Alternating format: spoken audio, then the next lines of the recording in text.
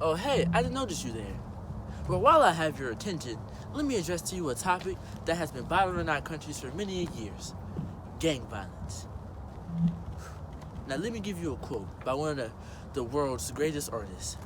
A stone, a, a plant, a seed must grow regardless of the fact that it's planted in stone.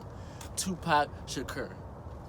Now, gang violence has been a nuisance, a disease, a threat, a virus to this country and the world for many of years, many centuries.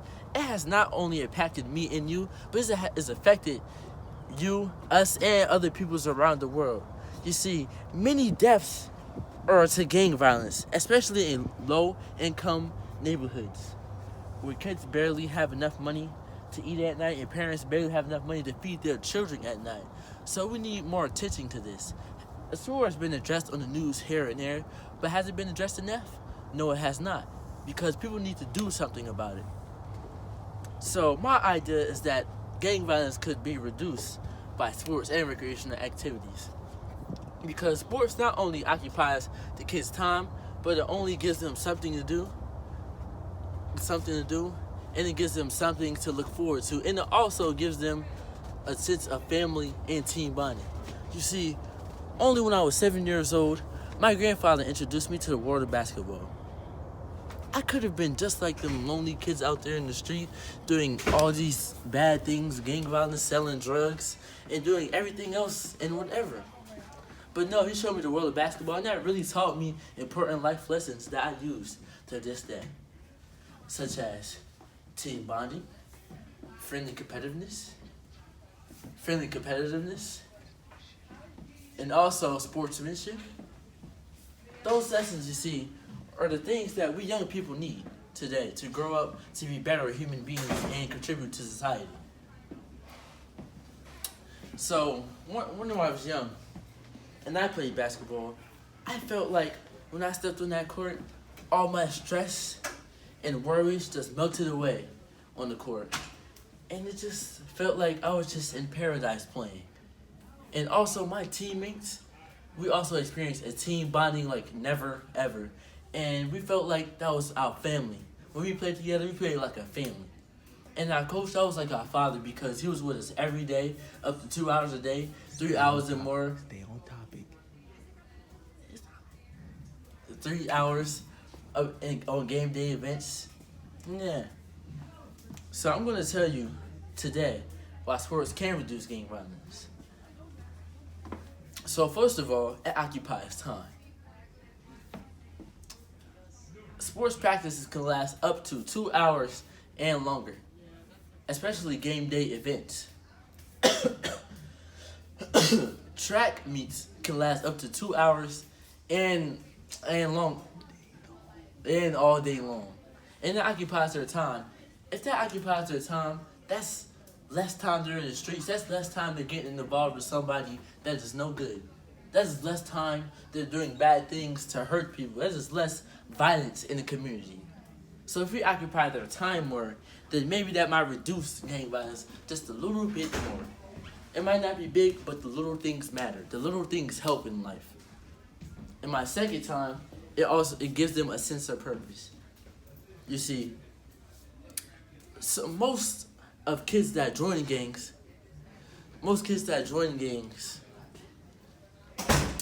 they feel lonely.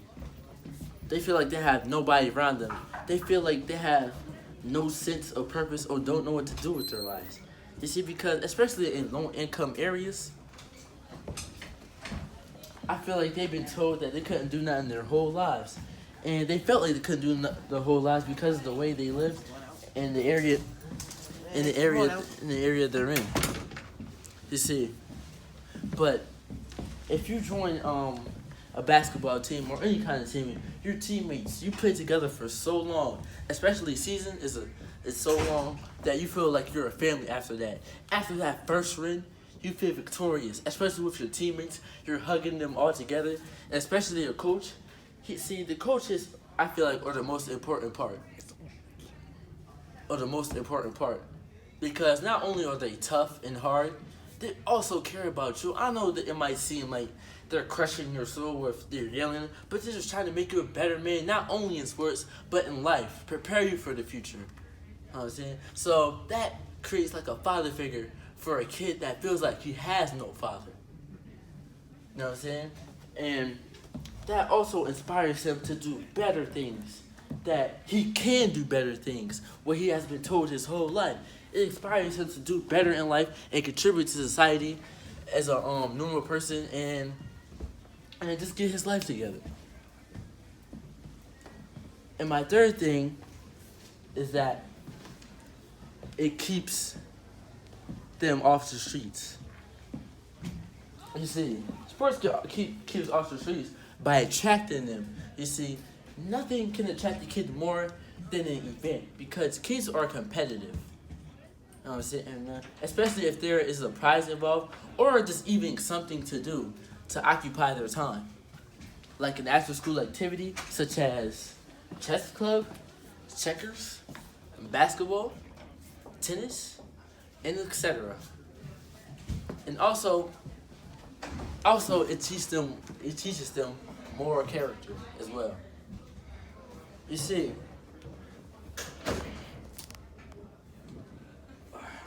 alright, so let me tell you a quick story of AJ English, an inner city kid that grew up. He grew past all the racism and gang violence when he was living in Wilmington, and he ended up being an NBA superstar. He ended up making it to the league. When he was only 7 years old, he was experienced racism and gang violence in his home and everywhere else. But that's when he got involved with basketball. And that made him want to be a better person, and that made him keep his eyes not on only nothing else but his work, but basketball as well. And so he got high school coaches were interested in him playing basketball, so he got accepted into like a good high school, and he played basketball for them.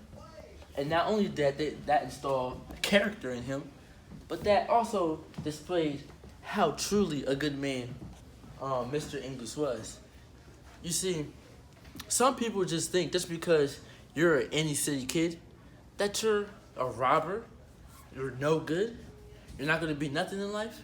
But you see, ladies and gentlemen, we have to look past that. We have to look past him and see a human being, not just a low-income neighborhood kid. Just because we have it some better than everybody else, we can't think that we're better than them. We have to look at them how we look at ourselves as a human being. And so Mr. English showed us that through all the struggles and racism and violence he went through as a kid, he grew up to make it into the league. Especially when he got a scholarship, a full-time ride to scholarship to Virginia Union.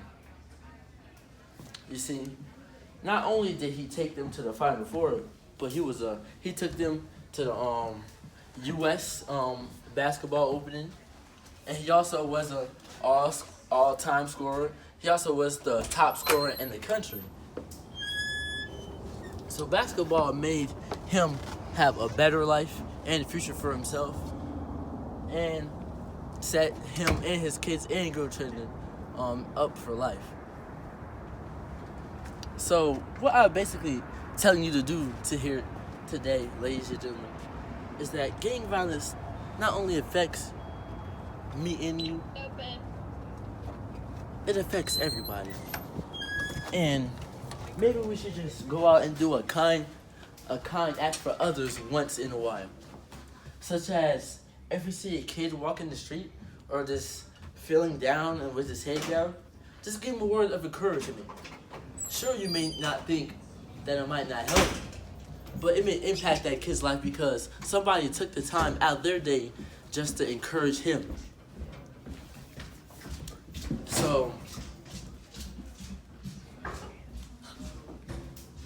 So this is why I am here today at Design Thinking Academy, because this topic has really moved me.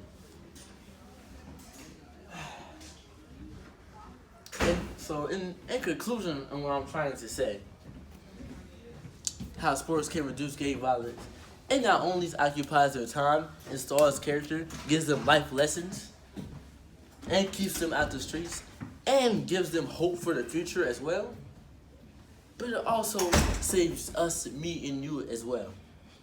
Because gang violence, see, it affects everyone. We can never know when it happens, when, what, or where. You know what I'm saying? So we could easily get struck by a bullet from a drive-by. So that's why I'm here today, ladies and gentlemen. Kuyne Wilson, thank you very much for your time.